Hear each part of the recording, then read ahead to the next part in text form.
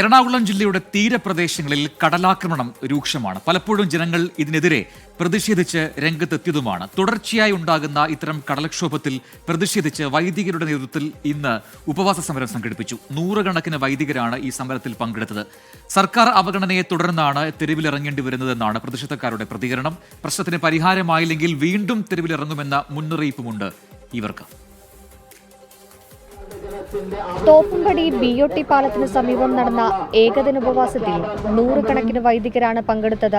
കേവലം 4-5 വർഷത്തിന് മുമ്പ് കടലിൽ കായം കലക്കിയതുപോലെ വെള്ളത്തിൽ മുങ്ങിത്താഴും. ഇത് കെട്ടിയതുകൊണ്ട് മാത്രമായില്ല. വൈദികർക്ക് പിന്തുണയുമായി വിവിധ പ്രദേശങ്ങളിൽ നിന്ന് തീരദേശവാസികളും തോപ്പുംപടിയിലേക്ക് ഒഴുകിയെത്തി.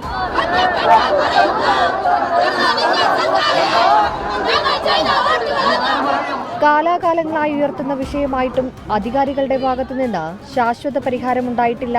ഞങ്ങളുടെ പ്രശ്നം എന്ന് വെച്ചാൽ ബുദ്ധിമുട്ട് വേണം, ഒറ്റപ്പാട് വേണം. ഞങ്ങൾക്ക് സമാധാനമായിട്ട് കിടന്ന് ഉറങ്ങാൻ സാധിക്കണം. എല്ലാ വർഷവും ഞങ്ങൾ ഈ കടൽ വരുമ്പോൾ പേടിച്ച് വിറച്ച കിടന്ന് ഉറങ്ങണം. പിന്നെ വീടിന് എല്ലാ കൊല്ലം പൈസ ഇങ്ങനെ നമുക്കൊന്നും സമ്പാദിക്കാൻ പറ്റുന്നില്ല. നമ്മുടെ മക്കളുടെ പഠിപ്പിന് വേണ്ടിയിട്ട്, മക്കളെ കെട്ടിക്കാൻ വേണ്ടിയിട്ട് എന്തെങ്കിലും നല്ല രീതിയിൽ ഒന്നും ചെയ്യാൻ പറ്റാത്തൊരവസ്ഥ വന്നേക്കണേ. ഏറ്റവും വലിയ സമാധാനം ഒന്ന് ഉറക്കം. നമുക്ക് ഉറങ്ങാൻ പറ്റും. ഉറങ്ങിയിട്ടില്ലെന്ന് പറയും. ഇപ്പം കണ്ണമാലി ചെറിയോടെന്നൊക്കെ പറയുമ്പോൾ എല്ലാവരും പറഞ്ഞു. ഇതിൻ്റെ ഇടയിൽ പെട്ടുവന്ന ചെറിയൊരു ഗ്രാമമുണ്ട്, കാട്ടിപ്പറമ്പ്, വേളാങ്കണ്ണി, കുരിശുവരിക്ക്, പടിഞ്ഞാറ് വശം. അത് ആരുടെയും കണ്ടിട്ട് ഇതുവരെ പറ്റിട്ടില്ല. ഇന്ന് എൻ്റെ വീടിൻ്റെ വാതിക്കലേക്ക് വന്നേക്കാണ് ഇത്രയും ഞങ്ങൾ കട്ട വെച്ച് നിരത്തി ഇങ്ങനെ കെട്ടി വെച്ചിരിക്കുന്നത്. സങ്കടം. ഒരാഴ്ച ഞാൻ പണിക്ക് പോയിട്ട് കടലിനെ പേടിച്ച് ഞാൻ പോയി കഴിഞ്ഞാൽ വീട്ടിലാരുമില്ല. കടലിൽ വന്ന് എന്ത് ചെയ്യും? കണ്ണിൽ പൊടിയിടാനുള്ള നടപടികൾ മാത്രമാണ് ഉണ്ടാകുന്നതെന്ന് വൈദികർ ആരോപിച്ചു. സൂചനാ സമരത്തിന് ശേഷവും തീരദേശത്തെ അവസ്ഥയിൽ മാറ്റമുണ്ടായില്ലെങ്കിൽ ശക്തമായ സമരവുമായി തെരുവിലിറങ്ങുമെന്നാണ് സഭാ നേതൃത്വത്തിന്റെ നിലപാട്. ചെല്ലാനം മുതൽ പുത്തൻതോട് വരെ മാത്രമേ ഈ ട്രെട്രോപോഡ് നിർമ്മാണമായിട്ടുള്ളൂ. അത് എത്രയും വേഗം അടിയന്തിരമായിട്ട് ശാശ്വതമായ പരിഹാരത്തിനായിട്ട് പ്രത്യേകിച്ച് ഫോർട്ട് കൊച്ചി വരെ അത് നിർമ്മിക്കണം എന്നുള്ളതാണ്. ആയതിനാൽ സത്വരമായ നടപടി എത്രയും ശാശ്വതമായി പരിഹരിക്കുവാനായിട്ട് വേണമെന്നുള്ളതാണ്. അതിന് എല്ലാവിധ പ്രത്യേകിച്ച് അധികാരികൾ ഉണർന്നെഴുന്നേറ്റ് പ്രവർത്തിക്കണമെന്ന് ആഹ്വാനം ചെയ്യുന്നു. അടുത്ത മാസം 11, 12, 13 തീയതികളിൽ സംസ്ഥാന തലത്തിൽ സമരം നടത്തും. തദ്ദേശ തെരഞ്ഞെടുപ്പ് വരുന്നതിന് മുൻപ് പ്രശ്നങ്ങൾക്ക് പരിഹാരമുണ്ടായില്ലെങ്കിൽ രാഷ്ട്രീയക്കാരെ തീരത്തടുപ്പിക്കില്ലെന്നാണ് സമരസമിതികളുടെ നിലപാട്. വിഷയത്തിൽ അടിയന്തര നടപടി സ്വീകരിച്ചില്ലെങ്കിൽ ഇനിയും ശക്തമായ സമരരീതികളായിരിക്കും ഉണ്ടാവുക. തങ്ങളുടെ ജീവനും സ്വത്തിനും സംരക്ഷണം നൽകണമെന്നാവശ്യപ്പെട്ട് ഒരു ജനത ഉയർത്തുന്ന മുറവിളിയാണിത്. ഇനിയെങ്കിലും അധികാരികൾ ഇവരുടെ വാക്കുകൾ കേൾക്കാതെ പോകരുത്. ക്യാമറമാൻ അനന്തുവിനൊപ്പം സൂര്യശ്രീ, 24 കൊച്ചി. പൊതുജനം കഴുതയല്ല സാർ. അതിപ്പം കൊച്ചിയിലേക്ക് വരികയാണെങ്കിൽ ഈ പറയുന്നത് പോലെ ചെല്ലാനം, കണ്ണമാലി, നായരമ്പലം ആ ഭാഗങ്ങളിലൊക്കെ തന്നെ ഈ ആശങ്കകൾ, ഇവരുടെ പ്രതിഷേധം അത് എല്ലാ മഴക്കാലത്തും നമ്മൾ കാണുന്നതാണ്. പക്ഷേ ഒരു ശാശ്വതമായ പരിഹാരം എന്തുകൊണ്ട് അവിടെ ഉണ്ടാകുന്നില്ല എന്നത് വലിയ ചോദ്യചിഹ്നമായി മാറുകയാണ്. പുതിയ വിദ്യകൾ അല്ലെങ്കിൽ നേരത്തെയുള്ള പ്രതിവിധികൾ കൊണ്ട് ഒന്നും നടക്കുന്നില്ല എങ്കിൽ മറ്റെന്തെങ്കിലും ടെക്നോളജി ഉപയോഗിച്ചുകൊണ്ടുള്ള അവിടെ ഒരു ഇടപെടൽ അധികൃതരുടെ ഭാഗത്തുനിന്നും ഉണ്ടാകേണ്ടതുണ്ട്. മഴ എന്തായാലും ഇപ്പോൾ അല്പം ഒന്ന് മാറിയിട്ടുണ്ട്, അത് ആശ്വാസമാണ്. എങ്കിലും പേടിയാണ് ഈ ചെല്ലാനം അടക്കമുള്ള തീരപ്രദേശങ്ങളിൽ താമസിക്കുന്ന ജനങ്ങൾക്ക്.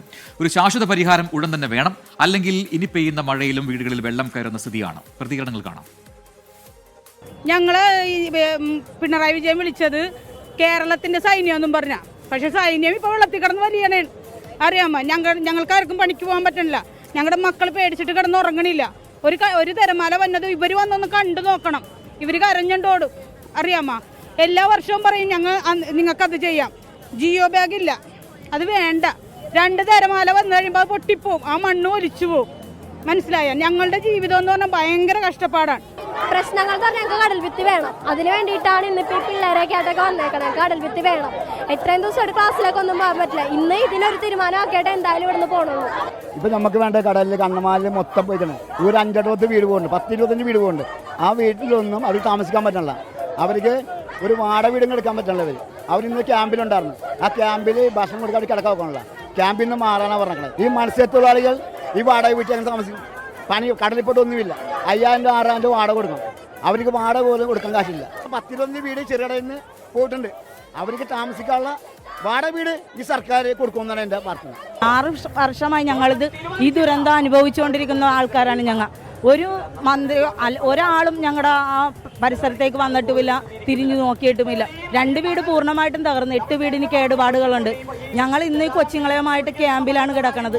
കുഞ്ഞുങ്ങളെയുമായിട്ടൊക്കെ ഓടി നടന്നാണ് ഞങ്ങൾ ക്യാമ്പിൽ പോയി രക്ഷപ്പെട്ടുകൊണ്ടിരിക്കുന്നത്. വെള്ളം വന്നു കഴിഞ്ഞാൽ ഞങ്ങൾക്ക് ഒരു രക്ഷയുമില്ല. വീടുകളെല്ലാം വെള്ളത്തിൽ മുങ്ങിക്കിടക്കുകയാണ്. ഇപ്പം വരെ ഒരാളും ഞങ്ങളെ തിരിഞ്ഞു നോക്കിയിട്ടില്ല എന്നുള്ളതാണ് സത്യം.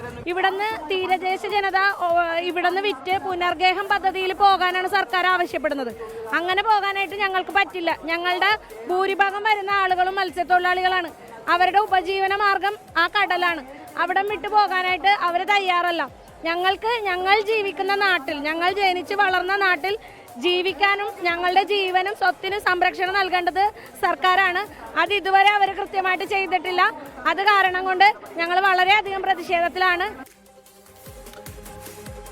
യെസ്, അതിൽ ഈ പ്രതികരണങ്ങൾ ഏറ്റവും ആദ്യം ചേച്ചി പറഞ്ഞ ഒരു വളരെ പ്രധാനപ്പെട്ട കാര്യമുണ്ട്. കാരണം ഈ ജിയോ ബാഗ് കൊണ്ടൊന്നും ഒരു കാര്യവുമില്ല. എല്ലാ തവണയും ജിയോ ബാഗ് ഇടുന്നു, അത് വലിയ തിര വരുമ്പോൾ അതിലെ മണ്ണൊക്കെ പൊട്ടി അത് പോവുകയാണ്. അതുകൊണ്ടൊന്നും ഒരു പരിഹാരവും ആവുന്നില്ല. അപ്പോൾ കടൽഭിത്തി വേണമെന്ന്, ഉറപ്പുള്ള കടൽഭിത്തി വേണമെന്ന ആവശ്യം അവിടെ ശക്തമാകുന്നുണ്ട്. അല്ലെങ്കിൽ മറ്റെന്തെങ്കിലും സാങ്കേതികവിദ്യ ഉപയോഗിച്ചുകൊണ്ടുള്ള ഒരു പരിഹാരം അവിടെ ഉണ്ടാക്കണം എന്നാണ് ഇവർ ആവശ്യപ്പെടുന്നത്. അവരുടെ ആവശ്യം അതിങ്ങനെ പ്രതിഷേധമായൊക്കെ മാറുന്നുണ്ട്. ആ നിലയിലേക്ക് പോകരുത്, പോകാൻ ഞങ്ങൾ അനുവദിക്കരുത്, അതിനു മുമ്പ് തന്നെ പരിഹാരം വേണം എന്നൊക്കെയുള്ള ആവശ്യങ്ങളാണ് ഇപ്പോൾ അവിടെ നിന്നും ഉയരുന്നത്.